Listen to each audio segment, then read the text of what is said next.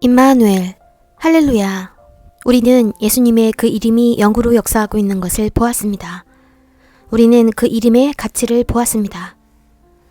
우리는 믿음 안에 거하는 가치를 보았습니다.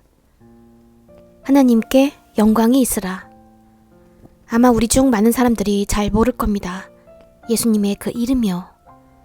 우리는 예수님의 이름을 부를 때 마치 어떤 사람의 이름을 부르듯 그냥 불러요. 여러분은 그 이름의 가치를 보셨습니다. 굉장히 중요한 가치요.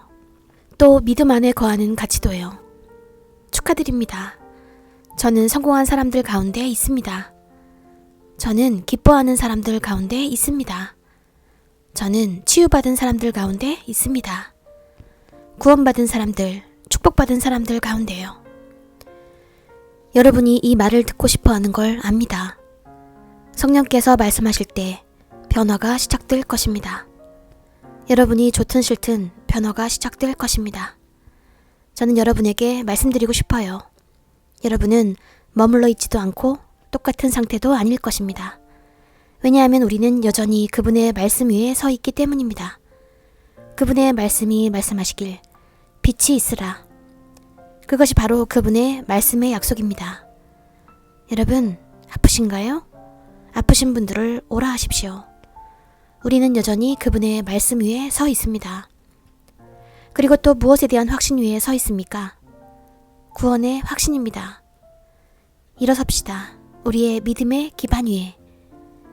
예수님께서는 우리의 실수, 우리의 잘못에서 배울 수 있는 굉장히 큰 능력을 주셨습니다. 그것이 바로 여러분이 여기에 계신 이유죠.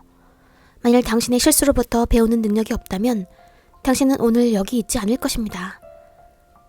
당신을 오늘날의 위치로 이끈 당신이 저지른 실수들이 있습니다. 당신이 과거에 저지른 실수들이 어디로 이끌었다고요? 지금 무덤에 있게 되었을지도 몰라요. 무덤에 있는 많은 사람들이 당신이 저지른 일을 결코 한 적이 없습니다. 생각해보세요. 오늘날 무덤에 있는 많은 사람들은, 그들 중 많은 사람들은 당신이 저지른 잘못이나 실수를 한 적이 없어요. 그러나 그들은 오늘날 무덤에 있게 되었지요. 그들의 꿈은 추락했습니다. 이것은 여러분이 하셔야 할 간증입니다. 우리의 실수에서, 우리의 잘못에서 배운 뒤 계속 나아갈 수 있는 엄청난 능력 말입니다. 그것이 바로 여러분이 여기 계신 이유예요. 당신은 무덤으로 가게 될 만한 아주 많은 실수들을 저질렀습니다. 죽었을 만한 일이죠. 아니면 병상에 있거나. 그러나 여러분은 오늘날 여기 계십니다. 하나님께선 우리가 실수와 잘못으로부터 배울 수 있는 굉장한 능력을 주셨습니다. 자, 그러니 지금 여러분의 머리를 숙이고 하나님께 충분한 은혜를 달라고 구하십시오. 당신의 실수와 잘못에서 배운 뒤 계속 나아갈 수 있도록 말입니다. 실수가 올 것입니다. 당신은 배움을 얻고 실족하지 않을 거예요. 그리고 계속 나아갈 것입니다. 머리를 숙이고 하나님께 충분한 은혜를 달라고 구하십시오. 당신의 잘못과 당신의 실수에서 계속 배울 수 있는 은혜요. 하나님께 은혜를 구하세요. 은혜를. 그분께서 주셨어도 여전히 그 능력을 증가시킬 수 있습니다. 여전히 하실 수 있어요. 하나님의 은혜에 한계란 없습니다. 오늘날 여러분의 소유가 늘어날 수 있습니다. 증대될 수 있어요. 그것이 당신이 여기 온 이유죠. 하나님께 구하세요. 주여, 은혜를. 은혜. 충분한 은혜요. 나의 잘못에서 배우도록, 나의 실수에서 배우도록. 예수 그리스도의 이름으로 우리는 기도합니다. 실수는 있게 마련이죠. 우리가 살아있는 한은요. 육에 있을 때 말입니다. 그러면 당신은 배우게 되고 나아갈 것입니다. 그래서 실수가 있을 때마다 중요한 건 실수가 아니라 거기에서 당신이 무엇을 배우느냐예요. 왜 난 이런 실수를 했을까? 아니요, 실수할 때 그렇게 말하지 마세요. 시험입니다.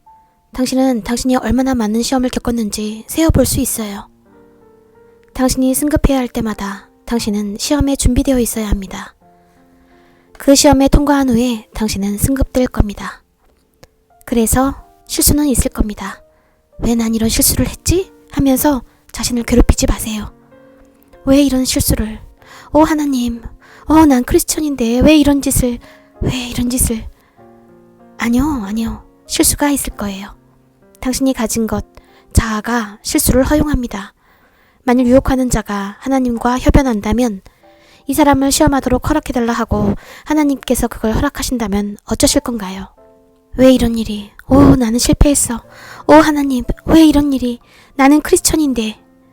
그것이 당신의 믿음에 영향을 끼치지 않게 하십시오. 당신의 믿음을 적용시킬 때입니다. 당신의 믿음을 적용시킬 때가 왔어요. 괴롭히는 게 아니라. 실수가 있을 겁니다. 옆 사람에게 바라세요. 제 말은 잘못을 저지를 거라는 말입니다. 당신은 배우고 나아갈 것입니다. 능력이 있습니다. 가능케함이 있습니다. 그분은 결코 당신이 무결할 거라 약속하시지 않았어요. 그분은 결코 당신이 실수가 없을 거라 약속하시지 않았어요. 그분은 결코 당신이 실수가 없을 거라 약속하시지 않았어요. 그분이 능력을 주셨으니까요. 그분이 은혜를 주셨습니다. 실수가 없다면 은혜도 없습니다. 그분은 결코 이 모든 것들이 없을 거라 약속하시지 않았어요. 말도 안 되는 것들요. 고난, 유혹, 뭐든 간에요. 그는 결코 이런 게 없을 거라 약속하시지 않았어요. 다만 당신을 책임지실 거라 약속하셨죠. 하나님께서 반드시 하나님이시고 당신이 반드시 크리스천이라면 옆 사람에게 바라세요. 하나님께서 반드시 하나님이시고 당신이 반드시 크리스천이라면 여러분은 그것을 답하셔야 돼요. 옆 사람에게 다시 말하세요. 하나님께서 반드시 하나님이시고 당신이 반드시 크리스천이라면 당신은 그 질문에 답하셔야 돼요. 금을 금되게 하는 것이 당신을 크리스천 되게 하는 것입니다. 금이 정금이 되려면 반드시 화로의 과정을 거쳐야 합니다. 당신이 크리스천이 되려면 반드시 유혹을 거쳐야 합니다. 시험이요. 당신이 겪게 될 그러한 것들, 그때가 올 때 당신은 웃어야 해요. 왜 이런 일이? 승급이 곧 오겠군. 그리고 그것을 통과할 준비를 하세요. 그런데 당신은 지금 불평하고 있습니다. 그때가 바로 보석이 될 준비를 할 때입니다. 당신은 또한 시험을 치를 준비를 해야 합니다. 당신이 보석이 되기에 적격인지를 알기 위해서죠. 금이 정금이 되려면 금은 반드시 화로의 과정을 거쳐야 합니다. 당신이 크리스천이 되려면, 신실한 크리스천이 되려면 당신의 성품은 시험을 받아야 합니다. 진짜 상황을 겪는 과정으로. 당신의 시험은 나의 시험과 다를지도 모릅니다. 당신의 시험은 질병일지도 모르지요. 아마 고난으로 시작될지도 몰라요. 고발로 시작될지도 몰라요. 이런저런 일로요.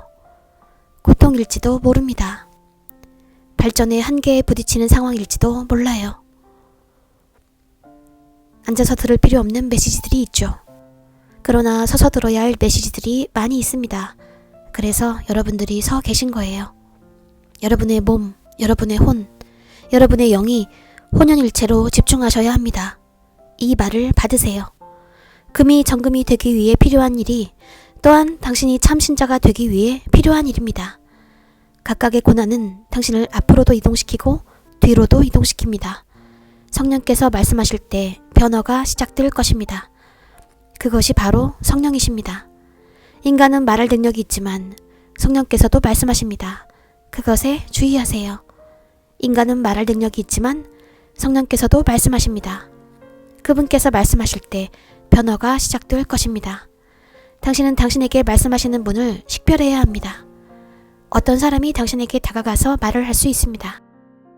어떤 사람이 당신에게 다가갔지만 성령께서 그를 통해서 말씀하실 수도 있습니다. 누가 말하고 있는 걸까요? 누구라도 예수님께서 주님이시라고 말할 수 있죠. 그러나 모두가 참되게 말한다고 볼 수 없습니다. 누구라도 예수님의 이름으로 치유되라고 말할 수 있죠. 누구라도 말할 수는 있어요. 예수님의 이름으로 치유될지어다. 누구라도 그렇게 말할 수 있어요. 예수님의 이름으로 축복이 있을지어다. 누구라도 그렇게 말할 수 있어요. 일어나 기도하세요. 치유될지어다. 구원될지어다. 누구라도 그렇게 할 수 있어요. 지금 만일 제가 여러분께 마이크를 드리면 당신은 그렇게 말을 시작할 겁니다. 변화되려면 당신은 그분의 말씀 위에 서 있어야 해요. 당신은 그분의 말씀 위에 구원의 확신 속에 서 있어야 해요. 당신은 구원받음으로 치유될 수 있습니다. 그 구원이 당신이 치유를 유지하도록 해주기 때문입니다. 당신이 구원받지 않은 채 무언가를 받으면 당신은 그것을 유지할 수 없습니다. 당신이 그것을 받을 때 그것이 날아갑니다. 가버려요. 사라집니다. 당신은 구원으로 치유될 수 있습니다. 어떤 것도 헛되지 않고 어떤 것도 우연히 생기지 않습니다. 구원으로 치유를 가지세요. 구원으로 축복을 가지세요. 구원으로 돌파를 가지세요. 여러분, 앉으셔도 좋습니다. 감사합니다. 여러분도 하셔야 할 일이 있어요. 기도는 일방통행이 아닙니다. 당신이 앉아있을 때 계속 묵상하십시오. 당신의 묵상이 결과를 가져옵니다. 당신의 마음으로 예수님을 보고 당신의 마음으로 당신은 예수님과 동행합니다. 당신은 당신의 마음으로 그분과 같은 생각을 가집니다. 그리고 당신은 자신의 마음을 통제해야 합니다. 왜냐하면 우리의 마음은 이렇듯 요동치기 때문입니다. 그저 이렇게요. 당신이 앉아있을 때 당신의 온 마음을 기울이지 않으면 제가 지금 말하고 있을 때 여러분의 마음은 스스로 말하고 있죠. 이 사람이 그 사람인가? 이 사람이 누군데? 그를 좀 봐. 그가 하는 짓을 좀 보라고. 당신은 그 마음을 붙들 수 있습니다. 그것이 바로 당신이 마음을 붙들어야 할 이유죠. 그저 안 돼! 하고 당신의 마음을 체포하십시오. 제가 지금 당신에게 말하고 있을 때라도 붙잡는 게 결코 늦지 않았어요. 내 마음아! 그것으로 하여금 당신이 주목하는 것을 보게 하십시오. 제 것을 더 가져가시고 당신의 것을 더 주소서. 이 묵상을 시작하세요. 당신의 마음을 결부시키세요. 당신이 저를 쳐다볼 때 당신의 마음을 결부시키지 않으면 당신이 한 방향을 보고 있어도 당신의 마음은 웃기는 소리라고 말할 겁니다. 당신이 어떤 사람에게 굿모닝이라 인사하면서도 마음은 저 사람 좀 봐, 저 꼴 좀 봐 할 겁니다. 아주 건방지구만. 내가 굿모닝이라고 인사했는데 대답도 안 하네. 당신은 인사하지만 당신의 마음은 인사하지 않습니다. 우리 크리스천들은 우리의 마음을 붙잡습니다. 성취를 위해서요. 결과를 얻으려고요. 무엇을 말할까요? 당신이 치유될지어다 하면 당신의 마음도 또한 같이 말해야 돼요. 그 말을 하세요. 당신이 말하는 게 아니라 당신의 마음이 그걸 말하는 거예요. 그래서 여러분이 지금 저를 바라보고 계신 이때에 당신의 마음속으로 묵상하게 하십시오. 당신의 마음을 잠잠케 마세요.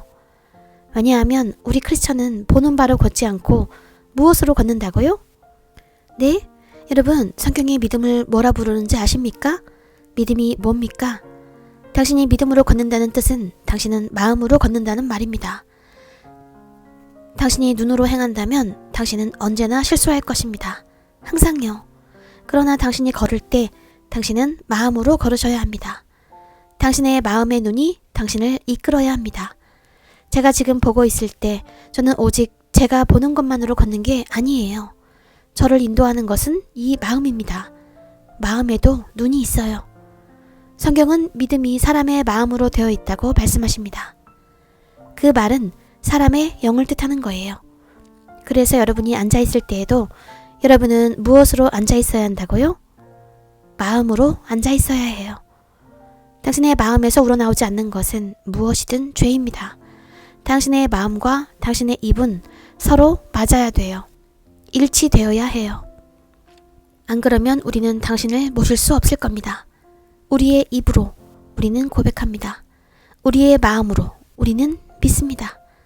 구원을요. 우리의 입으로 우리는 무엇을 한다고요? 고백합니다. 우리의 마음으로 믿습니다. 이것이 당신이 살아야 할 삶입니다. 당신은 지금 당신의 마음을 결부시키고 있나요? 네? 저를 더 가져가시고 당신을 더 주소서. 심지어 누가 당신에게 전화를 건다 해도 당신의 전부에게 전화해야만 하죠. 당신은 한 사람 안에 두 개의 속성이 있습니다. 당신과 당신의 거룩한 존재. 저를 더 가져가시고 당신을 더 주소서. 이것이 여러분을 위한 기름 부음의 기도입니다. 그것에 대해서 확실히 당신 스스로 하는 기도가 있겠지만 당신의 연약함 때문에 주님께서 여러분이 소통하기 더 쉬운 말씀을 주신 거예요. 저를 더 가져가시고 당신을 더 주소서. 당신의 신실함, 당신의 친절함, 당신의 청결함, 당신의 거룩함을. 이건 간단합니다. 소통하기 간단한 말이죠. 그 말을 하시면서 마음을 결부시키세요. 자, 그래서 당신이 마음을 결부시킬 때 당신은 성취하기 시작합니다. 결과가 생기죠. 우리는 이와 같이 되죠. 왜냐하면 우리의 마음, 즉 그건 우리의 영인데요. 그것은 이것을 바라고 우리의 눈은 저것을 바랍니다. 당신은 흰색을 보는데 당신의 마음은 다른 것을 이야기합니다. 당신은 저에게 굿모닝이라고 인사하죠. 저는 감사합니다 라고 할 텐데 동시에 당신의 마음은 왜 그에게 인사한 거야? 라고 말하죠. 당신은 자문합니다. 왜 내가 이 사람한테 인사하지? 목사님이니까 인사해야지 뭐. 그게 그 사람을 위한 마음이죠. 당신의 마음은 항상 일치하지 않습니다. 무엇이든 간에요. 그래서 마음을 붙드십시오.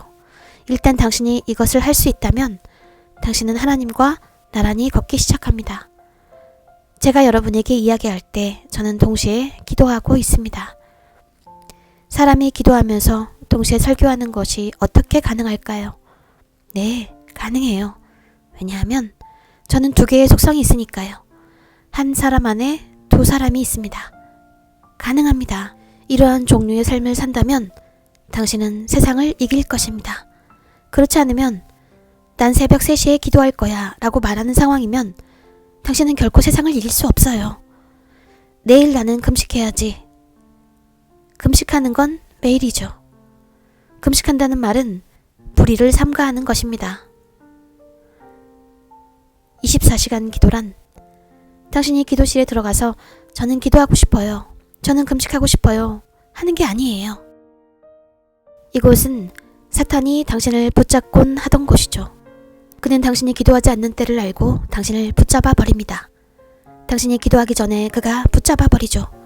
당신이 기도하면 붙잡을 수 없을 테니까요. 그는 반드시 당신이 기도하기 전에 당신을 붙잡습니다. 여러분, 동의하시나요? 여러분은 영으로 소통하고 계십니까? 그것이 바로 영적인 기도라는 것입니다. 어떤 사람이 크리스천이라면 여러분은 알 거예요. 그는 이야기하지 않고 르르르 하는데 그냥 사람의 말일 뿐이에요. 만일 영으로 다른 이야기를 하면서 방언을 하면 당신은 그 밑에서 이야기하는 사람을 기다려야 합니다. 당신이 제게 전화하면 안녕하세요. 안녕하세요. 용건이 뭐죠? 잠시만요. 저는 결코 이런 식으로 통화 안 하죠. 안녕하세요 하고 말을 멈춥니다. 당신은 제가 당신 말을 못 들었다고 생각하지만 저는 속으로 기도하고 있는 거예요. 유창한 말을 하는 사람들이 있죠. 예수님이 주님이시죠. 예수님이 주님이세요. 그건 그냥 사람의 말일 뿐입니다. 예수님이 주님이시죠. 예수님이 주님이세요. 대체 언제 성령이 말씀하시길 기다리시겠습니까? 당신을 통제하시는 분이요. 아무도 당신을 통제하지 않으면 이야기하는 사람은 당신인 거죠. 당신은 이 열쇠를 보여주고 싶어 하죠. 당신에게 말씀을 주시는 분은 누구십니까? 왜 당신은 멈춰 그분의 말씀을 듣지 않습니까? 그분이 원하시는 말씀을 할 수 없나요? 당신이 전화 받을 때 안녕하세요 하고 대기하세요. 저는 그분으로부터 말씀을 들어야 해요. 저를 통제하시는 분요. 뭐라 말해야 할지를 듣습니다. 저는 제게 명령하시는 분, 그분으로부터 제가 뭐라 말해야 할지 말씀을 들어야 해요. 저는 저를 가르치시는 분, 그분으로부터 뭐라 말해야 할지 말씀을 들어야 해요. 안녕하세요. 저는 그냥 인사드리고 싶어서요. 감사합니다. 그리고 그와 동시에 저는 기도하고 있습니다. 영으로요. 제 말 들리시나요? 아주 잘 들립니다. 당신은 제가 못 들었다고 생각하지만 전 잘 들었죠. 저는 혼자가 아니니까요. 제가 혼자가 아닐진데 저는 반드시 그분에게서 말씀을 들어야 합니다. 나를 보내신 분이요. 당신은 신체적 능력이나 유창한 말로, 당신의 눈이나 입으로 하나님 섬김을 지속할 수 없어요. 당신은 전심으로 그분을 섬겨야 합니다. 우리가 성장하거나 번성해야 할 첫 번째 장소는 바로 우리의 영적인 삶에 있습니다. 우리가 왜 이렇게 힘든지 여러분과 나눌게요. 당신이 큰 돈을 번 후에 당신은 부유하고 멋진 차가 있죠. 회사들을 갖고 있고 당신은 많은 것을 가졌어요. 그럼에도 불구하고 짐이 있습니다. 왜 그럴까요? 왜냐하면 마치 이런 거죠.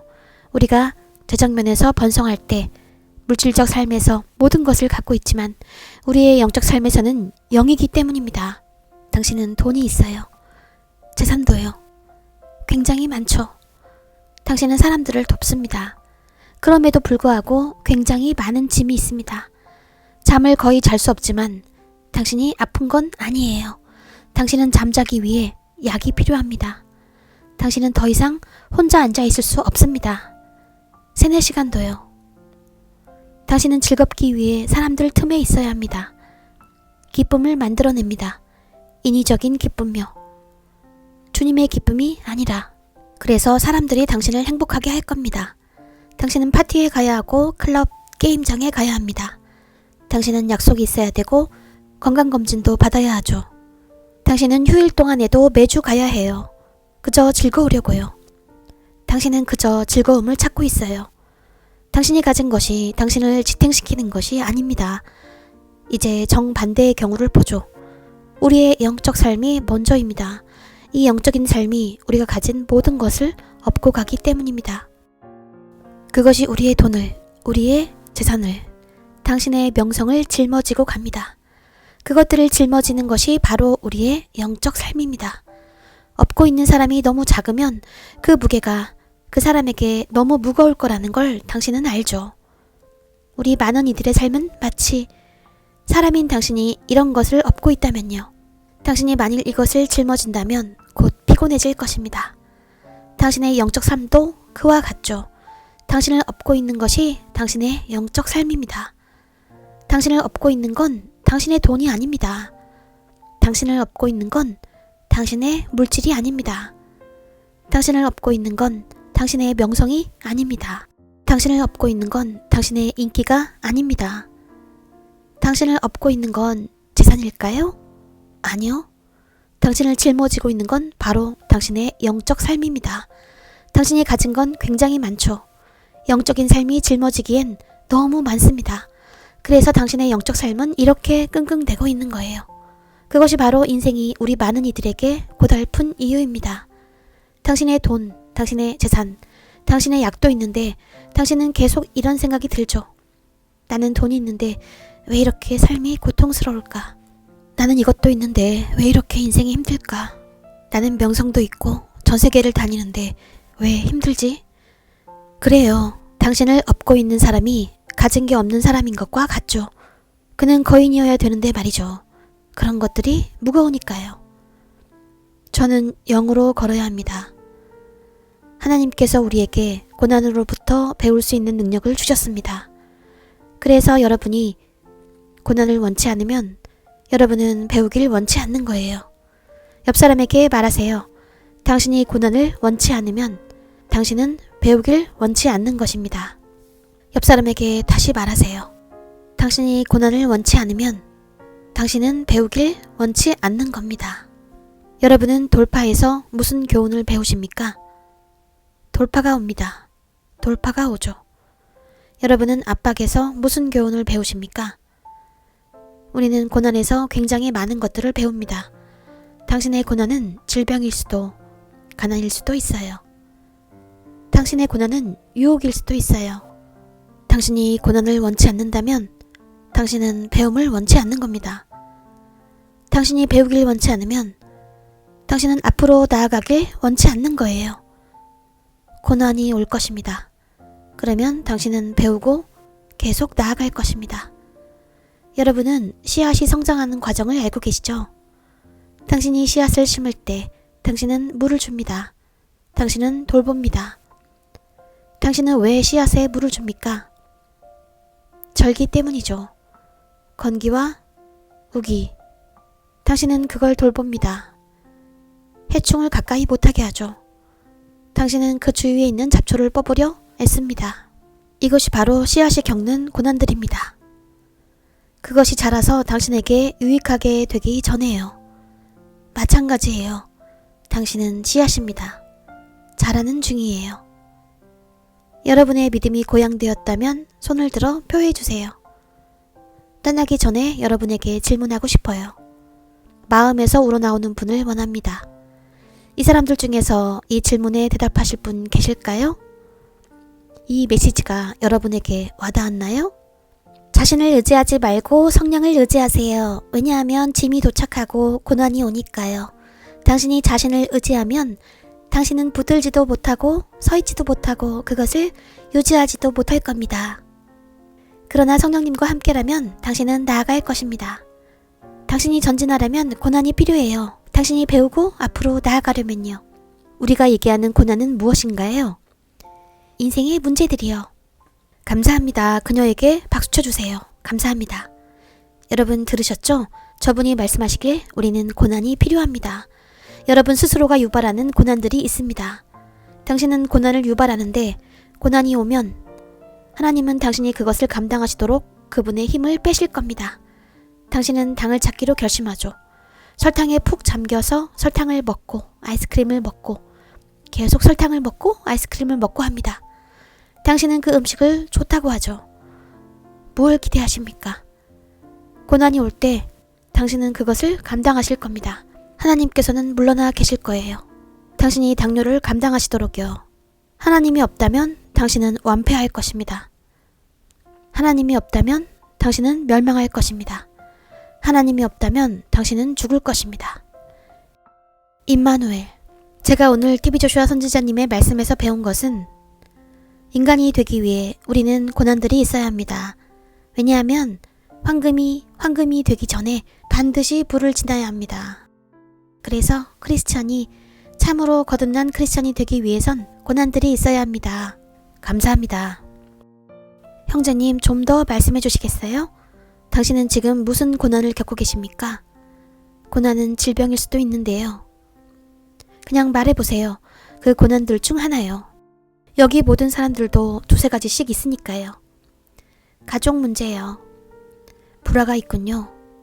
결국 그거네요. 흔한 일이죠. 지금 문제는 말이죠. 당신이 원인이 아니라면요. 우리 중 일부는 이 가족 문제에 있어서 우리가 원인이죠. 우리가 문제를 유발합니다. 그런 면에서 우리가 문제를 유발할 때 때로 하나님께서는 그분의 힘을 빼시고 우리가 문제를 감당하게 하시죠. 자, 감사합니다, 형제님. 대단히 감사합니다. 감사합니다. 하나님께서 여러분을 축복하시길.